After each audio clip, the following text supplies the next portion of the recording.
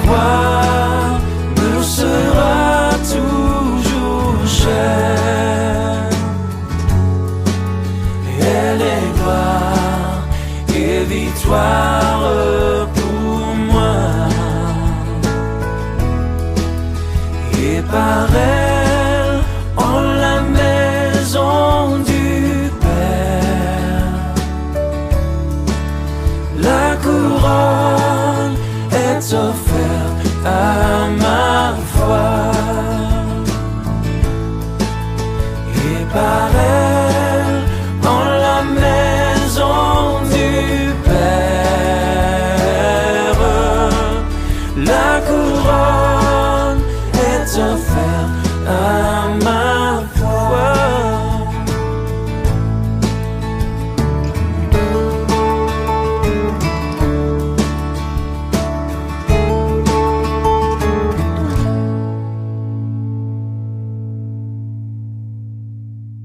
Nous sommes dans la joie d'être avec vous. Je ne suis pas seul aujourd'hui. Enfin, j'ai pu venir avec Nadine, mon épouse.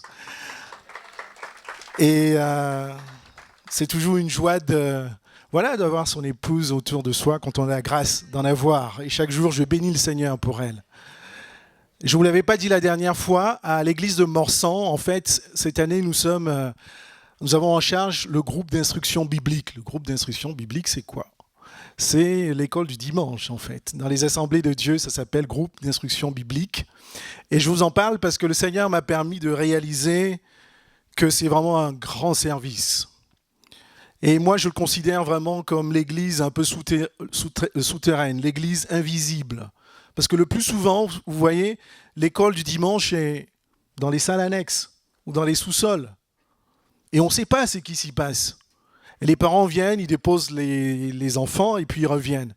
Mais je peux vous dire que c'est aussi l'église de Dieu qui se passe en bas. Aux enfants, on apprend le pardon, on apprend la repentance. On prêche l'amour de Jésus-Christ. Et les enfants se convertissent, même à 5 ans, à 6 ans, à 7 ans. Et le Seigneur me fait réaliser ça. Gros travail, très gros travail. Des frères et des sœurs. Beaucoup de sœurs plutôt. Et je vous en parle pour nous encourager à prier pour l'école du dimanche, dans vos moments de prière. Priez pour les enfants, priez aussi pour tous ceux qui y travaillent. Amen. Ce matin, ce n'est pas de ça que je voulais vous parler de Jésus-Christ. Est-ce que le pasteur Blaise est là ? Il a commencé à la louange en disant que nous vivons par lui et pour lui. Et c'est le premier verset que je voulais lire dans Colossiens 1, verset 16. Le titre du message, c'est « Centre ta vie sur Jésus ». Centre ta vie sur Jésus. Colossiens 1, verset 16 dit ceci, « Car en lui ont été créées toutes les choses qui sont dans les cieux et sur la terre, les visibles, les invisibles, les trônes, dignité, domination, autorité. Tout a été créé par lui et pour lui. » Le frère Blaise disait, il n'avait pas lu le verset, mais je crois que le Saint-Esprit il parle à son Église. Il fait bouger les choses autour de nous pour que nous puissions réaliser quelle est la force, la puissance du Saint-Esprit dans nos vies.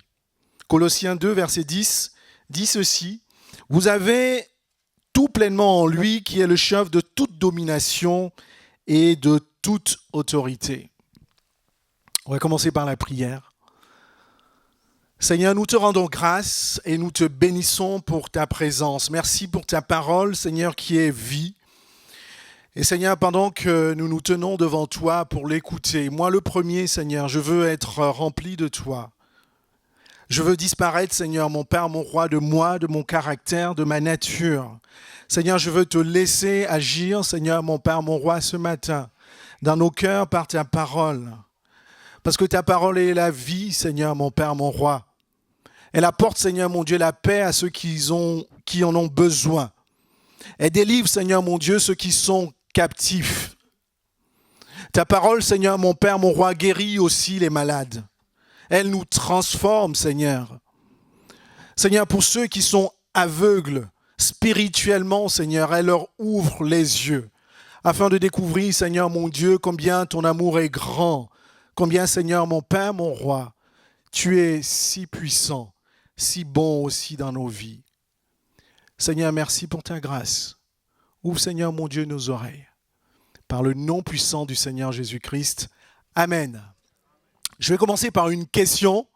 Te demander ce matin, sur quoi ta vie est centrée? Sur quoi ta vie est centrée? En d'autres termes, quel est l'objet de tes pensées? Quel est l'objet de tes préoccupations en ce moment? Il y a certains qui vont me dire, mon frère, j'ai un projet aujourd'hui. Et je pense nuit et jour à ce projet. Et peut-être que tout le temps, tes pensées sont uniquement focalisées sur ce projet en te disant, Seigneur, aide-moi à réaliser ce projet. Il y a certains qui vont être centrés sur leurs problèmes relationnels. Même dans la maison de Dieu, on va avoir des personnes paranoïaques. Vous savez ce que c'est que la paranoïa? C'est de se dire que personne ne m'aime, tout le monde m'en veut, tout le monde ceci et cela. Vous allez avoir des personnes qui sont centrées sur soi-même. En permanence, tu te demandes qu'est-ce que pense celui avec qui je vis de moi. Tu te regardes tout le temps dans un miroir. Personne n'est important autour de toi, sauf toi-même. Tu n'es intéressé que par toi-même. Et j'ai envie de te dire ce matin, si ta vie n'est pas centrée sur Jésus-Christ, celui qui est le créateur de toutes choses dont on a parlé, celui qui a créé toutes choses, celui pour qui nous existons, par lui, et tu existes pour lui. Et si ta vie n'est pas centrée sur Jésus-Christ, alors tu seras toujours un homme, une femme malheureuse, aigrie, triste. Mais je ne veux pas te parler uniquement de ça ce matin. J'ai envie de t'annoncer une bonne nouvelle, que si ta vie est centrée sur Jésus-Christ, alléluia. Alors, quelles que soient les circonstances dans lesquelles tu vis, qu'elles soient d'ordre matériel, spirituel, dans la maison de Dieu, relationnel, tu vivras une fidélité, une persévérance dans ta marche avec le Seigneur. Je ne vais pas te dire que tu n'auras pas de difficultés, mais si ta vie est centrée sur Jésus, vous voyez ce qui nous est présenté dans ces deux passages, car en lui ont été créées toutes les choses. Ces passages nous parlent de trois choses. Ce matin, je vais vous parler de notre Jésus tout-puissant, l'agneau de Dieu. La Bible nous dit, vous savez, lorsque vous lisez Genèse, Dieu n'a pas créé le monde tout seul. Il était avec Jésus-Christ. Et ce matin, j'ai envie de te dire que tu n'es pas là, ce n'est pas un fait du hasard. Tu as été créé par Jésus-Christ. Tu as été voulu par Jésus-Christ. Et celui qui t'a créé, Jésus-Christ, il a le pouvoir d'appeler à l'existence ce qui n'existe pas, nous dit la parole de Dieu. Si tu cherches la paix, si tu cherches à réussir tes projets, si juste tes regards et tes pensées sont focalisés sur tes projets, il est capable d'appeler à l'existence les solutions à tes projets. Ce passage nous parle aussi de celui qui a créé toutes choses visibles et invisibles. Et je voudrais te dire ce matin, notre vie, ta vie spirituelle, ne se limite pas à ce que tu vois, aux montagnes qui sont autour de toi, aux chaises que tu vois, aux freins que tu vois. Il y a aussi les choses invisibles. On en parlera tout à l'heure. C'est pour ça que ta vie doit être centrée sur Jésus-Christ. Celui qui peut faire bouger les choses que tu ne vois pas, invisibles, pour apporter les solutions à tes problèmes. Et ce passage nous parle aussi de celui en qui nous avons tout pleinement, Jésus-Christ. Moi, je ne veux pas limiter mon Seigneur Jésus-Christ. Qu'est-ce que tu cherches ce matin? Tu cherches la réussite à ton examen? Qu'est-ce que tu cherches ce matin devant ton Dieu? Tu cherches la guérison? Qu'est-ce que tu cherches ce matin? Tu cherches la paix en Jésus-Christ? Qu'est-ce que tu cherches ce matin? Tu cherches l'amour de Dieu? La Bible nous dit qu'en lui, nous avons tout pleinement. Ouvrons nos oreilles ce matin. Rien n'est impossible à notre Seigneur Jésus-Christ. Réalisons vers qui nos regards doivent être centrés. Réalisons vers qui notre vie doit être centrée. Ta vie ne doit pas être centrée uniquement sur tes projets. Ta vie ne doit pas être centrée uniquement sur ton mari, sur tes relations. Ta vie doit être centrée sur Jésus-Christ, celui en qui tu as tout pleinement. Alléluia. Et nous allons voir plusieurs situations où la parole de Dieu nous révèle qui est le Seigneur Jésus-Christ. Et pourquoi nous devons centrer notre vie vers le Seigneur Jésus-Christ. Et vous savez, la parole de Dieu, je l'aime, parce que c'est elle qui nous rend libres. Jésus-Christ pouvait en dire, vous connaîtrez la parole, elle vous affranchira. C'est pour ça que tous ceux qui vivent dans cet enfermement, dans cette peur, la peur de ce sur quoi tu es focalisé, quand ce n'est pas le Seigneur Jésus-Christ, tu dois revenir vers la parole de Dieu. Arrête d'écouter les messages. Oui, les messages sont importants. C'est à partir des messages qu'on connaît la parole de Dieu. Arrête d'en discuter à gauche et à droite avec ceux qui t'entourent, avec tes amis, avec tes frères, et ainsi de suite. Retourne auprès de la parole de Dieu. Vous connaîtrez la parole et vous affranchira. Tu connaîtras la parole, elle apportera la paix dans ta vie. Alors je t'invite, que tu sois moins jeune, plus jeune, investis-toi dans la parole de Dieu. Investis-toi pleinement dans la parole de Dieu. Moi, je l'ai expérimenté. Et je peux vous dire que la parole de Dieu est celle qui procure réellement la paix. Contre toutes circonstances. Au travail, donc je travaille pour un client, mais qui est vraiment affreux. J'ai travaillé pour lui, parce que la mission est terminée. Et nous avons travaillé 1 an ensemble. Il est capable de vous traiter de tous les noms. Quand tout va bien, il ne dira jamais merci. Mais il est capable de vous traiter tous les noms, oralement, même par écrit. Je suis allé à son bureau quand j'ai terminé. J'ai dit, monsieur le client, j'ai terminé, j'étais ravi de travailler avec vous. Alléluia. Il pensait peut-être que j'allais le rencontrer pour lui parler des problèmes et ainsi de suite. Il s'est retourné de sa chaise comme ça. Il a soufflé 30 secondes. C'était long, 30 secondes. Et j'ai dit, Seigneur, qu'est-ce que je fais pendant ces 30 secondes-là? Le Seigneur m'a dit, tu ne me parles pas. Laisse-le parler. Et il me dit, merci René. Ça faisait 1 an. Jamais de merci. Merci René pour ta patience. Merci pour ton calme. Et c'est ce qui venait de sa bouche. Mais je vous dis, j'ai dit, gloire à Dieu pour cela. Parce qu'il était en train de reconnaître en moi qu'il n'avait pas que ma nature, mon caractère. Il y avait quelque chose qui le dépassait. Et cette chose-là, c'est la présence de Jésus en moi. Nous avons tout pleinement en lui. Merci, monsieur mon client. J'ai été ravi de travailler avec vous pendant 1 an. Et vous alors? Vous pouvez dire ça avec ceux qui vous traumatisent, ceux qui vous persévèrent. Bénissez-le. Bénissez-les. Amen. Je ne sais pas pourquoi je vous en parle, ce n'était pas prévu, mais nous allons voir 3 situations, 3 choses importantes concernant notre Seigneur Jésus-Christ. Ces situations-là, la première situation, je vais t'inviter à te dire, décentre ta vie de tes difficultés et centre ta vie sur Jésus. Et je dois vous dire que c'est vrai que la vie que nous menons, elle n'est pas simple. Il y a le travail, je viens vous dire, voilà, nous passons tous par là, elle n'est pas simple. Il y a la maladie, il peut y avoir beaucoup de choses. Il y a les difficultés de couple, les difficultés à atteindre nos projets. Mais souvent, on va trouver des chrétiens, plutôt que de regarder à Jésus, ils regardent à leurs difficultés. Qu'est-ce qui se passe quand tu regardes à tes difficultés? Il y a des chrétiens à qui tu demandes comment ça va, ils vont t'établir toutes les difficultés du monde entier. C'est en fait, quand tu regardes à tes difficultés, tu es en train de les cajoler. Tu es en train de dire, ces difficultés sont les miennes. J'aime mes difficultés. Elles m'appartiennent. Je ne vais jamais les quitter. La maladie, je t'aime, je ne vais jamais te quitter. Mes problèmes financiers, je t'aime, je ne vais jamais te quitter. En fait, quand tu regardes à tes difficultés, eh bien, tu es en train de les cajoler.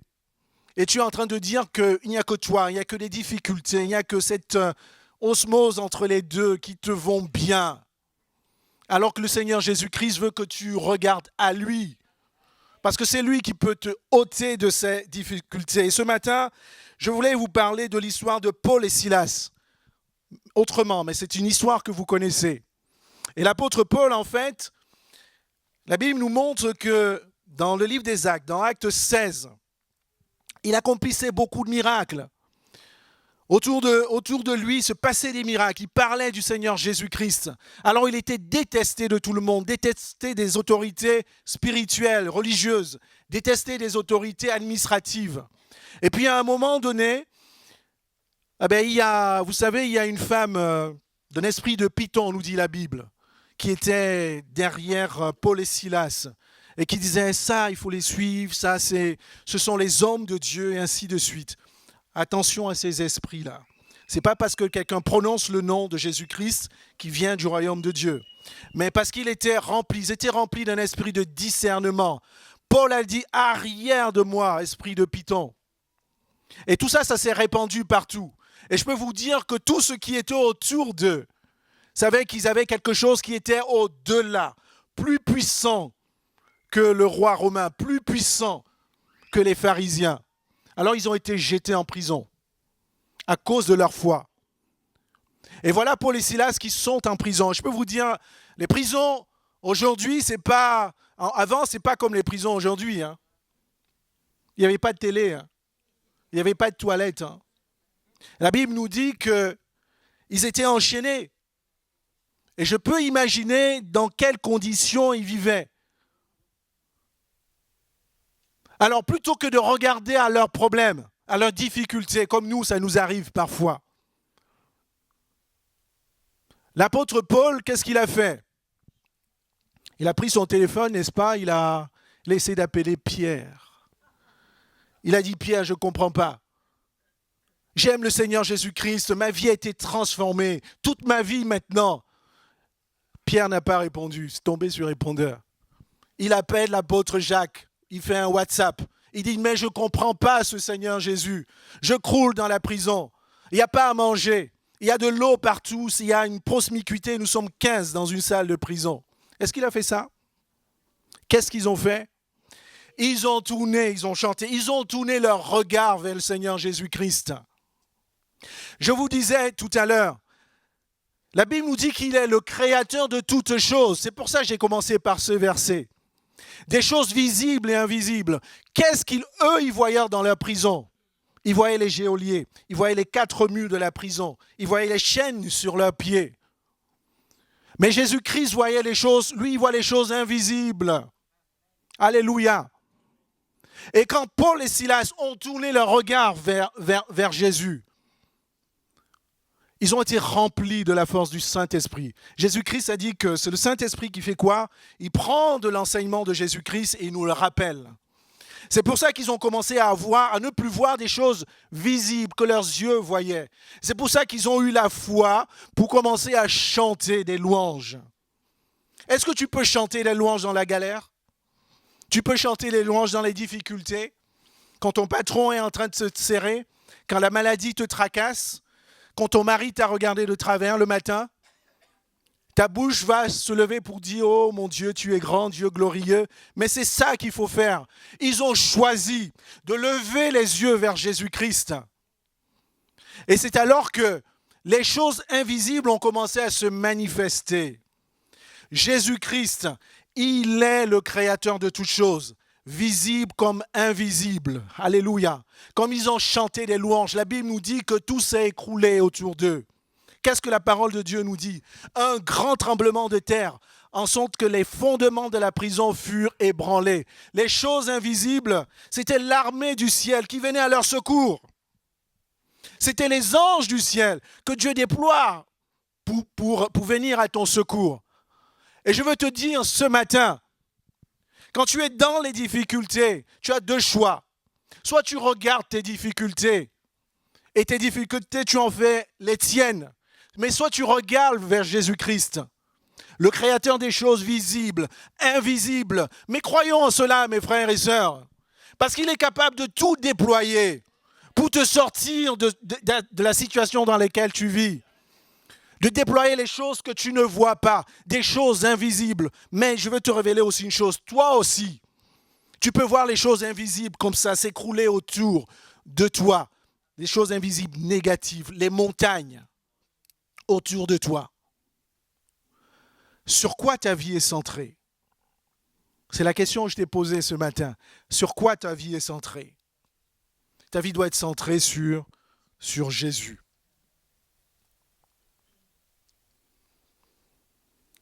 Deuxièmement, décentre ta vie de ton passé et centre ta vie sur Jésus. Décentrer, c'est décale, c'est éloigne. Tu vois? Il ne faut pas que ta vie passée soit une vie qui t'occupe et te préoccupe. Pourquoi je vous en parle? Parce que il y a encore des chrétiens. C'est vrai, on ne connaissait pas le Seigneur Jésus-Christ. On n'est pas tous nés comme ça, remplis du Saint-Esprit et remplis de la paix, de la joie, jovial, etc. Avant, nous étions autre chose, n'est-ce pas? Mais il y a des chrétiens encore qui vivent dans le passé. Qui vivent dans le passé parce qu'ils n'ont pas accepté le fait que Jésus-Christ les a pardonnés, qu'ils ont été lavés et purifiés. C'est vrai qu'avant, je n'ai même plus envie de me souvenir de ce que j'étais avant. Mais il y a des chrétiens dont la vie spirituelle est bloquée parce que la vie du passé revient en permanence en disant tu avais fait ci, tu avais fait cela. Ce n'était pas très joyeux, ce n'était pas très beau. Et souvent même, pour ceux qui sont en couple, en famille, etc., il y en a qui subissent des accusations. Malheureusement, même dans la parole de Dieu. Il y a un couple et des couples qui se connaissent depuis longtemps. Ils ont une difficulté pour je ne sais pas quoi. Et voilà qu'un commence à rappeler le passé de l'autre. Est-ce que c'est une chose bien à faire? Et je peux vous dire, le diable se joue de ces choses-là. Faisons attention à nos attitudes, comportements, dans nos familles, dans les couples. La Bible nous dit que le diable, il est le père du mensonge et il est l'accusateur des frères.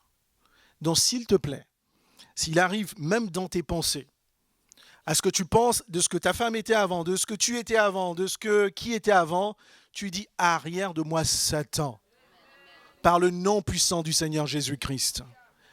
Et je vous en parle parce qu'il y en a qui ne progressent plus spirituellement, ils sont bloqués, elles sont bloquées à cause de la vie passée. Mais le diable veut te mentir. La Bible nous dit quoi? Si quelqu'un est en Christ, il est une nouvelle créature. Les choses anciennes sont passées et toutes choses sont devenues nouvelles. Les mensonges sont, les tricheries sont, les tromperies sont, la vie mauvaise est, toute chose est devenue nouvelle. Ça, c'est la parole, c'est Dieu qui le déclare dans ta vie. Parce qu'il a fait de toi une nouvelle création. Et tu es beau à ses yeux, tu es belle spirituellement à ses yeux. Personne ne doit t'accuser. Et la Bible nous dit encore que vous avez été lavés. C'est Paul qui dit à Corinthiens. Et c'est là que vous étiez quelques-uns de vous. Donc le point de départ, c'était avant. Mais vous avez été lavés, vous avez été sanctifiés, vous avez été justifiés au nom du Seigneur Jésus-Christ. Regardons ce qui se passe. Vous avez été lavés. Pourquoi? Parce qu'avant, nous étions sales, nous étions impropres. Il fallait que nous soyons débarrassés de toutes ces saletés, qu'elles soient spirituelles, qu'elles soient même matérielles, physiques. Mais je peux vous dire que si on ne s'arrêtait que là, le diable pouvait continuer à nous attaquer. Mais qu'est-ce qui s'est passé après? Vous avez été sanctifiés. Sanctifié, c'est considéré comme juste devant Dieu, saint devant Dieu. Et si on n'avait pas été sanctifié par le sang du Seigneur Jésus-Christ, tu ne pouvais pas te tenir devant ton Dieu parce que la Bible te dit que ton Dieu est saint. La sainteté convient à sa maison. Et parce que tu as été sanctifié, tu es sûr que tu es dans la présence de ton Dieu, où que tu te trouves, dans n'importe quel moment. Tu es avec ton Dieu. Mais si ça ne s'arrêtait que là, le diable pourrait aussi continuer à nous accuser. La Bible nous dit que nous avons été justifiés, rendus justes aux yeux de Dieu. La Bible nous dit que tous sont péchés, tous sont privés de la gloire de Dieu. Mais parce que tu as été justifié, tu as été rendu juste par la mort à la croix du Seigneur Jésus-Christ, alors tu as la vie éternelle. Tu as la grâce d'avoir la vie éternelle. Une vie éternelle, une vie qui ne s'arrête pas pour l'éternité en éternité. Et ça, c'est une grâce incroyable. Le diable ne peut pas t'attaquer avec ça. Et je peux vous témoigner. Et je sais que ça arrive déjà encore à certains d'entre nous, même si ça traverse dans vos pensées. Relisez ce passage dans 1 Corinthiens 6, 11. J'ai été lavé, j'ai été purifié, j'ai été sanctifié, justifié au nom du Seigneur Jésus-Christ. Et vous allez avoir le silence spirituel autour de vous. Le diable ne peut pas vous attaquer. Et donc je t'encourage, décentre ta vie de ton passé, de ta vie passée, et centre ta vie vers Jésus-Christ. Alléluia, lui qui t'a permis d'être admis dans la présence de Dieu. Pas de façon ponctuelle, mais d'éternité en éternité. Amen. Vous me suivez toujours? Je ne vais pas trop vite. Si je vais trop vite, vous dites, mon frère, freine un peu. C'est ce que ma femme, quand elle me regarde, elle me dit, freine souvent un peu. Et elle m'aide beaucoup. Elle m'aide beaucoup. Et je vous parlais d'une troisième chose, c'est décentre ta vie des hommes et centre ta vie de service sur Jésus. Et là, nous allons parler de la difficulté dans le service. Certains d'entre nous servent le Seigneur et nous, beaucoup d'entre nous servent le Seigneur d'une manière ou d'une autre. Même dans l'évangélisation, nous avons eu ce témoignage-là. Et je dois vous le partager parce que dans mon petit parcours avec le Seigneur, il m'a permis de voir beaucoup de situations. Des personnes qui servent le Seigneur et qui à un moment donné arrêtent de servir le Seigneur. Pourquoi? Je suis incompris du responsable. Je ne m'entends pas avec X, je ne m'entends pas avec Y. Le pasteur, il ne comprend pas ma vision des choses. C'est des choses souvent qu'on entend, n'est-ce pas? Mais j'ai envie de te poser une question ce matin. Qui est-ce que tu sers? Il ne faut pas que ce soit moi qui pose cette question. Dis à ton voisin, qui est-ce que tu sers? Demande gentiment, sans l'agresser, s'il te plaît. Qui est-ce que tu sers? Qui est-ce que tu sers? Je vais vous dire les choses simplement. En tant qu'enfant de Dieu, si jamais tu sers un homme, tu seras déçu, même si c'est un homme de Dieu. Personne n'est parfait. Tu seras toujours déçu par quoi que ce soit. La manière dont il va te parler, la manière dont il va te regarder, ce qu'il va te permettre de faire, ce qu'il va te permettre de ne pas faire, ainsi de suite. Qui tu sers? Et si dans ton esprit, que ce soit dans les groupes des adolescents, les groupes des jeunes, la louange, et ainsi de suite, si dans ta tête, tu te dis que tu sers un homme, ben tu termineras comme ça, tu seras toujours déçu. Et tu ne persévéreras jamais. Et tu ne vas jamais continuer dans la fidélité. Mais si tu sais qui tu sers, si ta vie est centrée sur le Seigneur Jésus-Christ, alléluia, nous avons vu qu'il est le chef de toute autorité, de toute domination, celui qui mérite la louange et la gloire, celui qui est au-dessus de tout. Si c'est lui que tu sers, je peux te dire, le pasteur va te regarder avec les gros yeux. Tu vas bénir le pasteur. Le pasteur va t'empêcher de faire quoi que ce soit. Tu vas bénir le pasteur. Quand je dis le pasteur, ça peut être ton responsable de groupe, ton responsable de service, et ainsi de suite. Si tu sais que tu sers ton Dieu, tu sers Jésus-Christ, le chef de toutes choses, comme je vous l'ai dit, il est au-dessus de tout. Alors tes yeux, ton regard, ton cœur sera porté vers le Seigneur Jésus-Christ. Le Saint-Esprit va t'aider à gérer les situations qui te font mal, qui te font peur, qui te heurtent vis-à-vis d'un homme. Et j'en ai rencontré beaucoup comme ça. Et ce matin, je suis là pour nous encourager, sous la base de la parole de Dieu, à aller de l'avant, à regarder, à tourner nos regards vers le Seigneur Jésus-Christ. Parce que si nous tournons nos regards vers les hommes, et là nous sommes en train de parler vers les hommes, vers nos responsables, alors nous avons perdu l'objectif. Regardez ce que l'apôtre Paul est en train de dire dans le passage qui est affiché. Vous savez, il était en train de faire des adieux aux anciens d'Éphèse. Il dit « Et maintenant, voici lié par l'Esprit, je vais à Jérusalem. » Il était un peu aussi investi du Saint-Esprit, comme le frère tout à l'heure. j'ai suivi attentivement, va à gauche, va à droite. La vie de l'apôtre Paul n'était pas très rectiligne, son calendrier il était très flexible avec le Seigneur. Ne sachant pas ce qui m'y arrivera, seulement de ville en ville, l'Esprit Saint m'avertit que des liens, des tribulations m'attendent. Mais je ne fais pour moi aucun cas de ma vie, comme si elle m'était précieuse, pourvu que j'accomplisse ma course avec joie et le ministère que j'ai reçu du Seigneur d'annoncer la bonne nouvelle de la grâce de Dieu. Quelle humilité, quelle simplicité avait l'apôtre Paul. En d'autres termes, il est en train de dire quoi? Je vais à gauche, je vais à droite, vraiment comme le frère tout à l'heure dans son témoignage. Je ne sais pas où le Seigneur va me mener. Je ne sais pas qui est-ce qui va me faire rencontrer. Mais je sais une chose, il y a certainement des tribulations. Je sais une chose, il y a certainement des épreuves. Mais ce qui est important, ce n'est pas moi.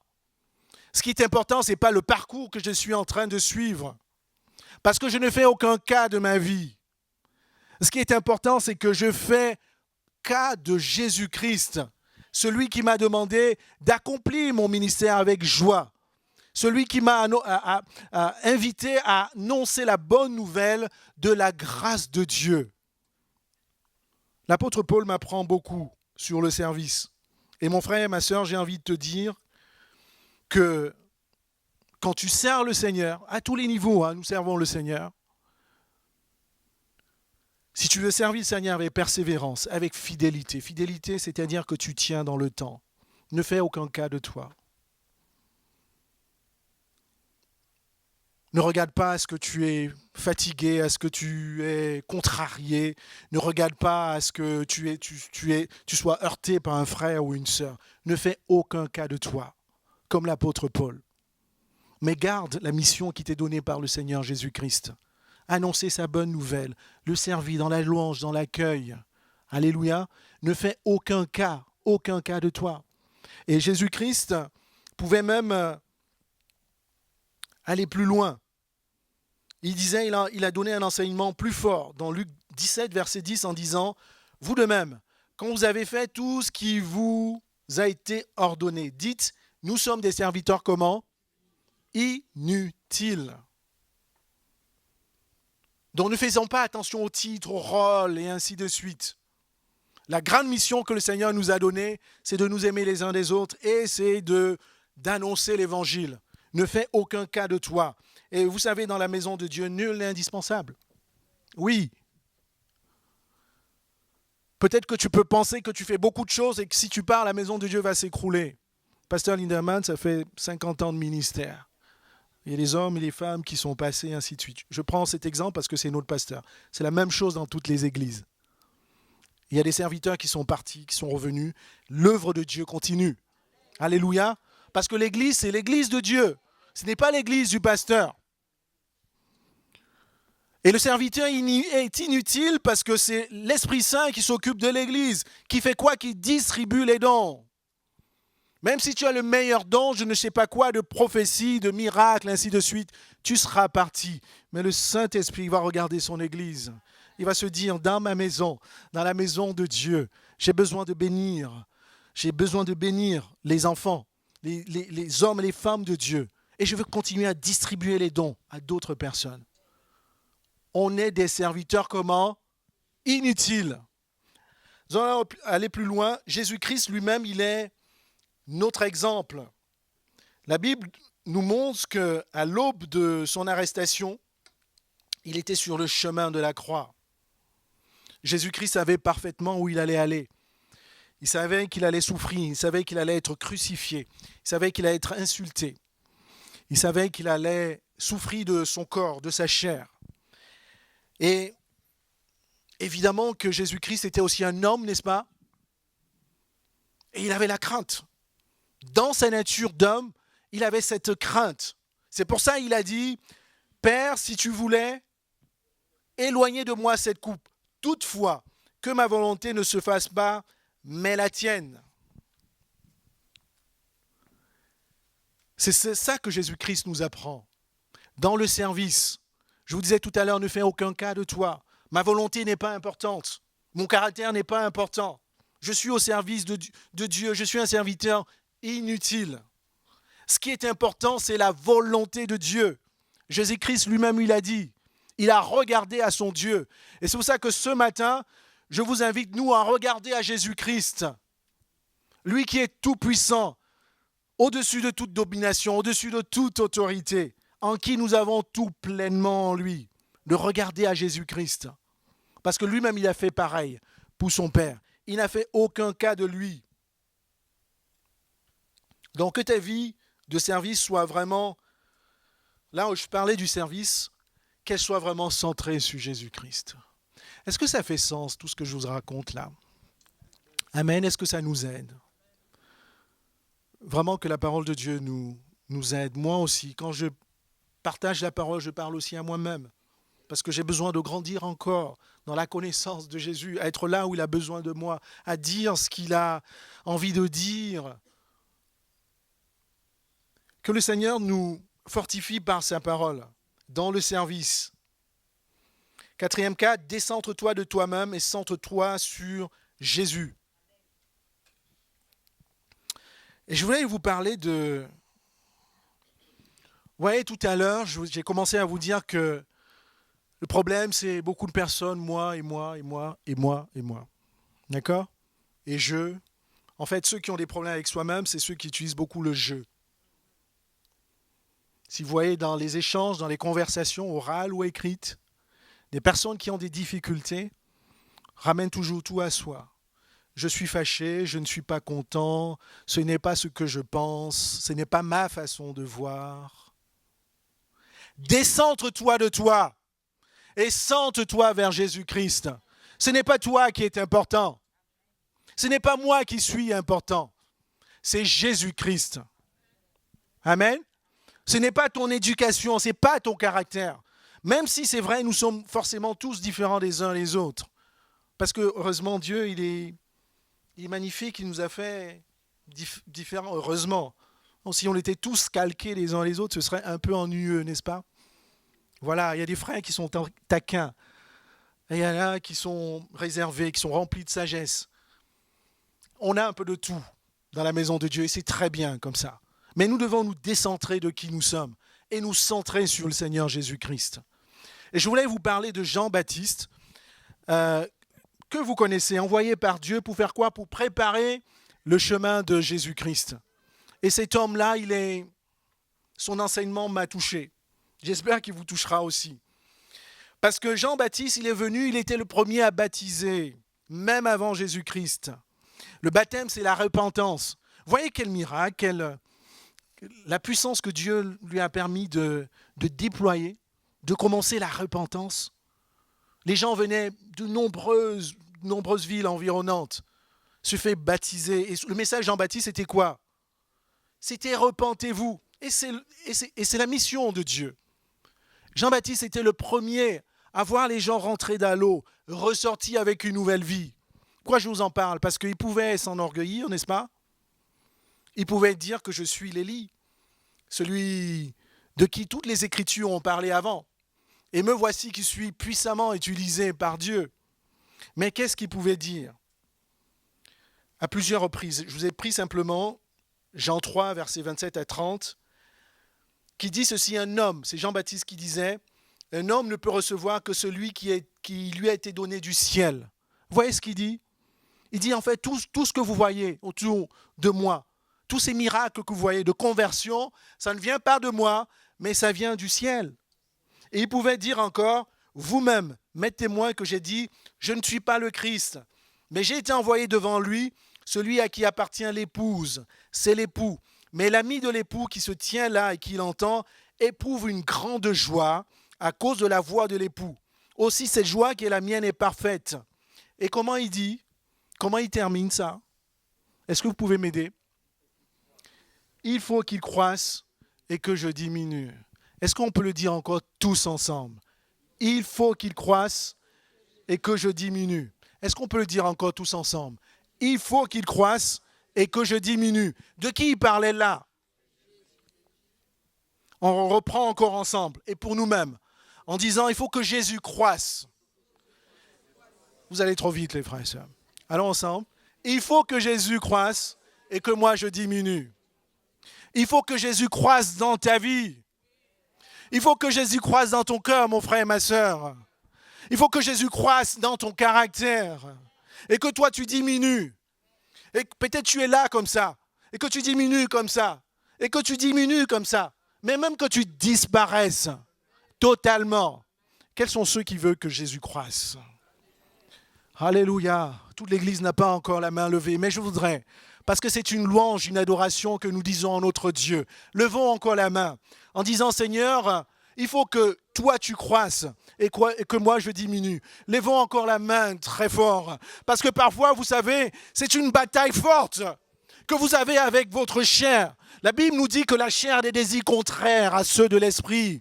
Il y en a qui vont avoir les difficultés à lever cette main, mais lève ta main encore et dis ce matin, il faut que Jésus, tu croises dans mon cœur et que moi je diminue et que moi je disparaisse. Dis-le encore de ta bouche, il faut que moi je disparaisse et que je te laisse. Alléluia.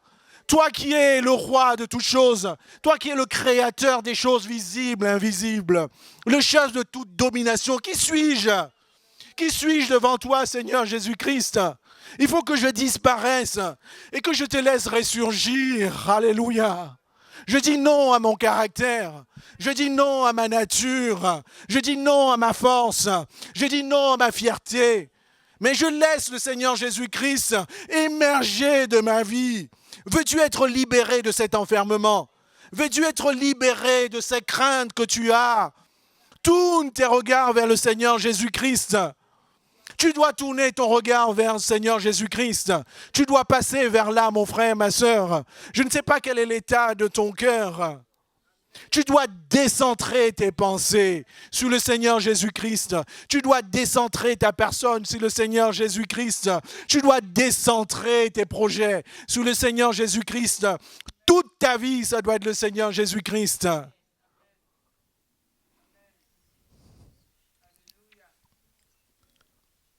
Alléluia. Merci Seigneur.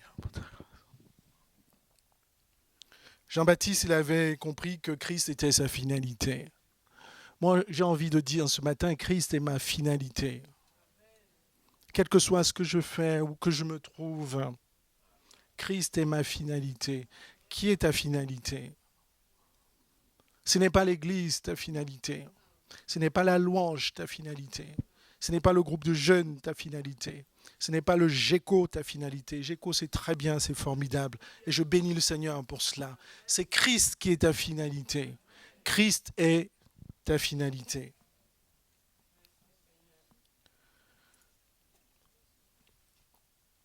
Nous allons terminer en relisant le passage que nous avons lu au début, Colossiens 1, verset 16. Si tu peux afficher, ma sœur, s'il te plaît. Ce matin, je vous ai parlé de Jésus-Christ, celui vers qui nous devons tourner les regards. Pourquoi ? Parce que nous le lisons, relisons en disant « Car en lui », est-ce qu'on peut lire ensemble ? « Car en lui ont été créées toutes les choses qui sont dans les cieux et sur la terre, les invisibles, trône, dignité, domination, autorité. Tout a été créé par lui et pour lui. » Colossiens 2, verset 10, ensemble encore. « Vous avez tout pleinement en lui, qui est le chef de toute domination et de toute autorité. » Alléluia. Je suis allé un peu vite pour que nous ayons un moment de prière. Ce que nous venons de faire devant le Seigneur collectivement, c'est très puissant parce que nous avons laissé la place au Seigneur Jésus-Christ. Et parce que nous avons tout pleinement en lui. Nous avons tout pleinement en lui. C'est-à-dire que si tu cherches la guérison, si tu cherches la délivrance, tu l'as tout pleinement en lui.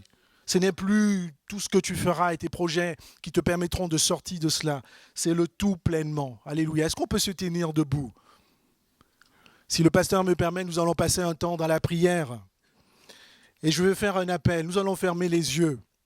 Et peut-être qu'en ce moment, ta vie est centrée sur tes épreuves, sur tes difficultés, tellement que tu les cajoles et que tu en as fait les tiennes. Et ce matin, parce que tu as compris ce message, tu veux t'en débarrasser. Tu veux décentrer tes difficultés de ton regard et de ta vie. Et tu dis, je me décide de regarder vers le Seigneur Jésus-Christ. Si c'est le cas, viens devant, c'est le Seigneur Jésus-Christ qui t'invite. Nous allons prier ensemble. Et peut-être que ta vie passée aussi est omnibule, et tu es traumatisé par ta vie passée. Et peut-être même que tu es accusé par ceux qui sont autour de toi, par ta vie passée. Et tu as écouté la parole de Dieu qui te libère, qui te dit que tu as été lavé, purifié, sanctifié. Et tu veux dire, ce matin, j'arrête de me battre et je confesse réellement que j'ai été lavé, purifié, sanctifié. Viens mon frère, viens ma soeur, nous allons prier ensemble. Et peut-être que tu es aussi là et que tu as encore un problème avec toi-même parce que tout est toujours centré sur toi. Et ce matin, tu as envie de faire comme Jean-Baptiste. Tu as envie de dire qu'il faut que Jésus-Christ croisse et que moi je diminue. Viens. Je t'invite ce matin, parce qu'avec tes propres forces, tu ne vas pas y arriver. Tu vas continuer à te battre, à être aigri, à être triste, à être frustré, parce que ta vie est centrée sur toi. Il n'y a que le Seigneur Jésus-Christ qui va te libérer. Alors viens. Et peut-être que tu es aussi là ce matin, et que tu as un gros souci de santé, et que tu as envie de décentrer tes pensées sur ton problème de santé et que tu as envie de les centrer sur le Seigneur Jésus-Christ. La Bible nous dit que nous avons tout pleinement en lui. Et tu vas dire, Seigneur Jésus-Christ, je suis là aussi là pour obtenir ce que les médecins n'ont pas pu me donner, pour obtenir ce que les hôpitaux n'ont pas pu m'apporter, parce que je veux tourner les regards vers toi, parce que j'ai tout pleinement en toi. Viens, ne tarde pas. Et peut-être tu es aussi là ce matin, parce que tu vis des combats spirituels. Alléluia, tu n'arrives pas à dormir. Et ta vie est mauvais rêve et cauchemar. Tu vois des animaux dans tes rêves. Tu vois des animaux dans tes rêves qui t'agressent. Spirituellement, c'est le diable qui veut te détruire. Et tu dis, je veux faire appel. Ça me dépasse. Je vais faire appel à celui qui est le créateur du ciel et de la terre, qui est le chef de toute domination, qui est le chef de toute autorité. Et je veux me débarrasser de cela. Alors viens devant et ensemble nous allons prier. Alléluia. Est-ce que nous pouvons lever les mains vers le Seigneur? Est-ce qu'ensemble nous pouvons... Alléluia, nous allons prier tous ensemble, demandant au Seigneur de nous aider. Alléluia. Je vais demander aux pasteurs, tous les pasteurs de venir aussi devant, prier pour ceux qui se sont avancés, s'il vous plaît. Seigneur, nous te rendons grâce. Nous te bénissons pour ta présence. Alléluia. Béni sois-tu, Seigneur, mon Père, mon Roi. Alléluia. Les pasteurs vont passer au milieu de vous, ils vont étendre les mains. Et tournez vos regards vers Jésus-Christ. Tournez votre vie, centrez votre cœur, vos pensées vers Jésus. Alléluia. Alléluia. Alléluia.